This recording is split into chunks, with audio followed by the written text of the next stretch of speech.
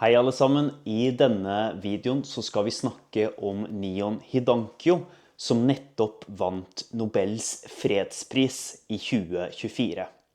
Vi skal snakke litt om hva de står for, nemlig kampen mot atomvåpen. De vil ikke ha mer atomvåpen. Men først, hvorfor snakker vi om dette? Vel, det skjedde nettopp. Det er viktig, det er en viktig pris, Nobels fredspris, er en viktig pris for å vise hvordan man kan jobbe mot fred i verden. Det er en veldig prestisjefull pris. Også selvfølgelig, det er en pris som blir gitt her i Norge, i Oslo. Så det er i Norge og Nobelkomiteen i Norge som gir ut denne her veldig prestisjetunge prisen. Men i denne episoden skal vi ikke fokusere på Nobelarbeidet generelt. Vi skal snakke om Nion Hidankyo og deres arbeid mot atomvåpen. Så først og fremst, hva er Nion Hidankyo? Så Nion Hidankyo er ikke en person. Nion Hidankyo er en organisasjon. Det er en japansk organisasjon som ble opprettet i 1956 for ofrene, de som ble rammet av atombombene i Nagasaki og Hiroshima i 1945. Dette er de eneste gangene at atomvåpen noensinne har blitt brukt. Det er ingen andre land enn USA som har brukt atomvåpen, og USA brukte 2 atomvåpen i krigen under andre verdenskrig mot Japan for å avslutte krigen. Det vi så etter disse angrepene var grusomt. Atomvåpnene påførte enorme skader, både når den falt, men også i etterkant med stråling.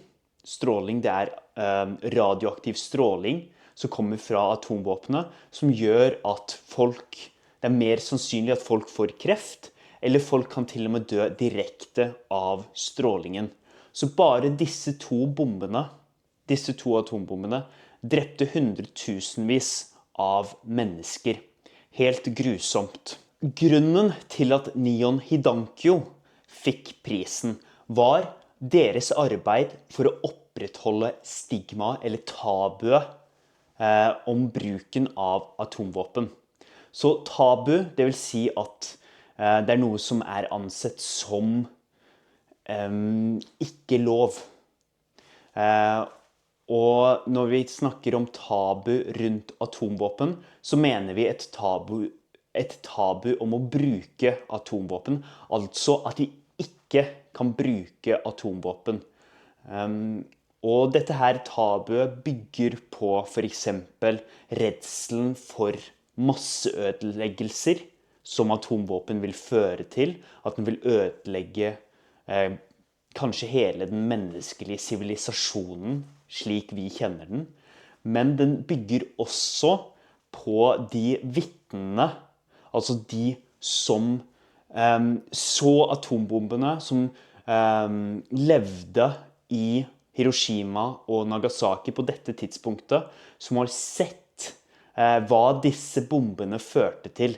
Og det er derfor denne prisen nå gikk til Nion Hidankyo, for å opprettholde dette tabuet med at de samler mange vitner, mange personer som opplevde som opplevde disse angrepene, som opplevde atombombene, og lar dem snakke, lar dem fortelle sine fortellinger, det de har sett. Og dette er viktig for å vise hvor grusomt atombomber er, hvor stor ødeleggelse er, og det gjør det også mer menneskelig. Ikke at vi snakker om mer abstrakte ødeleggelser, mer abstrakte ting som atomvinter, altså at atombomber kan senke temperaturen så mye at mye av jorden blir ubeboelig for mennesker, eller masseødeleggelser, altså ødeleggelser av sivilisasjoner. Nei, dette blir mye mer konkret, menneskelig. Her får vi høre historiene til mennesker som har opplevd hva en atombombe kan gjøre, og å høre på ofrene, og høre på disse personene som har opplevd atomvåpen, har sett atombomber. Det noe helt spesielt. De forteller i grusom detalj hva dette kan gjøre, hva dette gjør med kroppen, hva de så, at de så nesten zombieaktige mennesker som gikk rundt i gata etter at dette skjedde, at det lå døde mennesker, lik, rundt omkring overalt. Og at mange av dem har slitt litt med hvorfor overlevde jeg? Og den, hvordan de ble oppfattet i Japan etterpå som urene på grunn av at de hadde vært i disse områdene nær Nagasaki eller i Nagasaki eller Hiroshima i denne perioden da USA slapp ned atombombene. Så det mye man kan snakke om dette her temaet. Det en viktig pris. Vi lever i en tid som mer usikker, med krigen i Ukraina for eksempel, eller situasjonen i Midtøsten, i Israel og Gaza. Vi har 2 atombomsmakter i India og Pakistan som hva skal jeg si, som har store grenseutfordringer, for eksempel i Kashmir, og som også har vært i krig mot hverandre.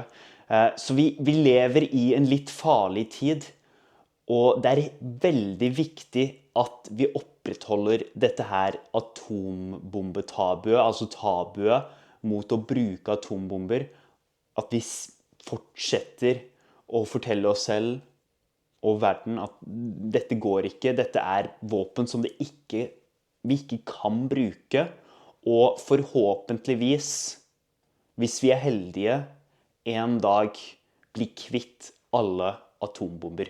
Det må være målet. Så en viktig pris.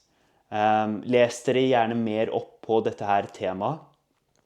Så snakkes vi i neste episode. Ha det bra.